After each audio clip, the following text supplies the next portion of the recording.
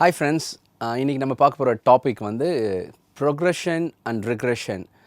நம்ம எக்ஸசைஸ் பண்ணுறதுக்கு சில ஸ்டெப்ஸ், சில நிலைகள் இருக்குது. அது அப்படி தான் நம்ம பண்ணால் தான் அது கரெக்டாக இருக்கும். நான் வந்து இப்போ பிகினர், ஜிம்முக்கே இது வரைக்கும் நான் போனது கிடையாது, அப்படி இல்லை நான் எக்ஸசைஸே இது வரைக்கும் நான் தொட்டது கிடையாது. பட் எனக்கு புஷ்அப்ஸ் அப்படின்னா என்னென்னு எனக்கு தெரியும். புஷ்அப்ஸ்ன்னு சொல்லும்போது நான் கீழே ஃப்ளோரில் படுத்து என்னுடைய செஸ்ட்டுக்கும் என்னுடைய ட்ரைசப்ஸ்க்கும் என்னுடைய கோருக்கும் நான் சேர்த்து சைமல்டேனியஸாக ஒர்க் அவுட் பண்ணுறதுன்றது எல்லாருக்குமே தெரியும். நம்ம நிறைய வீடியோஸ் பார்ப்போம், நிறைய பேர் அதை எக்ஸ்பிளைன் பண்ணுவாங்க. சின்ன வயசுலேருந்து கொஞ்சம் நிறைய வாட்டி கேட்குற ஒரு வார்த்தை பார்த்திங்கன்னா எக்ஸசைஸில் புஷ்அப்ஸ் நமக்கு தெரியும். பட் நான் ஜிம்முக்கே போகாத ஒரு ஆள், எக்ஸசைஸ் பண்ணாத ஒரு ஆள், நான் போய் ஸ்ட்ரெயிட்டாகவே புஷ்அப்ஸ் எடுத்தால் எனக்கு ஒர்க் அவுட் ஆகுமா அப்படின்னும் போது அதில் ஒரு குவெஸ்டன் இருக்குது. அதுதான் ப்ரொக்ரெஷன் அண்ட் ரிக்ரெஷன். ப்ரொக்ரெஷன் சொல்லும்போது பார்த்தீங்கன்னா, ஃபார் எக்ஸாம்பிள் ஒரு 1 இயர் இல்லை ஒரு 6 months 1 year ஒருத்தர் ஒர்க் அவுட் பண்ணுறாங்க, கண்டினியூஸாக ஒர்க் அவுட் பண்ணிகிட்ருக்காங்க அப்படின்னும் போது அந்த புஷ்அப்போட அந்த hand position, so your shoulder align with your wrist, இதெல்லாம் உங்களுக்கு தெரியும். அவங்களுடைய கோர் டைட்டாக வச்சுக்கிறதுக்கும் அந்த ஷோல்டர் வித் அவங்களுடைய ஹேண்ட்ஸ் ப்ளேஸ் பண்ணுறதுக்கும் அது அவங்களுக்கு க்ளீனாக தெரியும். they can do that. But நான் வந்து ஒரு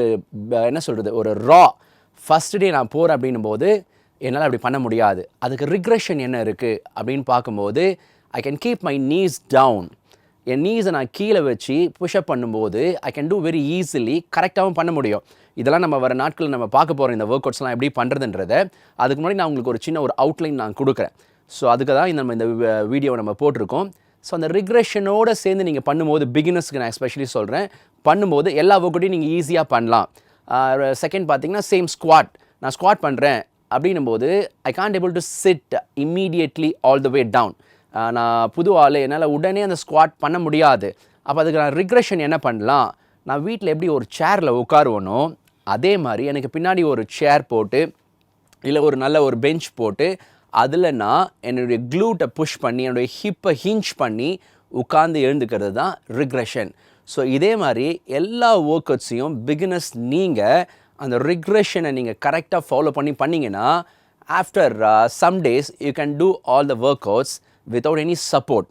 ஸோ அப்போது இந்த ப்ரொக்ரெஷன் ரிக்ரெஷனில் நாம் கரெக்டாக இருக்கணும். நானும் போய் ஜிம்மில் ஒரு 2 yearsஸாக ஒருத்தர் ஒர்க் அவுட் பண்ணுறாரு, அவர் அந்த ஒர்க் அவுட் பண்ணுறாரு, நான் அதை பார்க்குறேன், நானும் அதை அப்படியே ஃபாலோ பண்ணலான்னா அது தப்பாக போய் முடிஞ்சிடுங்க. ஏன்னா அவங்க ஸ்ட்ரென்த்து வேறு, அவங்க எக்ஸ்பீரியன்ஸ் வேறு, அவங்களுடைய டெக்னிக்ஸ் வேறு.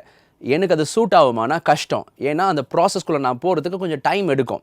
அப்போ எனக்கு அதுக்கு ரிக்ரெஷன் என்ன பண்ண முடியும், நான் அதை எப்படி ஈஸியாக பண்ணலாம் அப்படின்றத நான் புரிஞ்சுக்கணும். இல்லை அங்கே இருக்கிற ட்ரைனர்ஸ் கிட்ட நீங்கள் ஹெல்ப் கேட்கலாம். இல்லை வீட்டில் பண்ணுறீங்க அப்படின்னும் போது ஒர்க் அவுட் பண்ணுற யாருன்னா ஒருத்தர் உங்களுக்கு சப்போர்ட்டாக இருந்தாங்கன்னா நல்லா இருக்கும். ஏன்னா உங்கள் ஜாயின்ஸ் எல்லாம் பார்த்தீங்கன்னா அவ்வளோ ஸ்ட்ரென்த்தாக இருக்காது.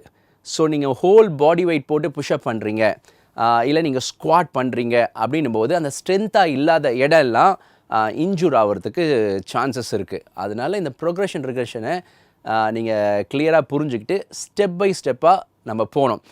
அதை நம்ம ஒரு நாட்களில் நம்ம வீடியோஸில் நம்ம சொல்லி தருவோம். ஸோ அதுக்காக நீங்கள் காத்துருங்க, ஓகேங்களா? இதே மாதிரி உங்களை வேறு ஒரு நிகழ்ச்சியில் சந்திக்கிறேன். நன்றி.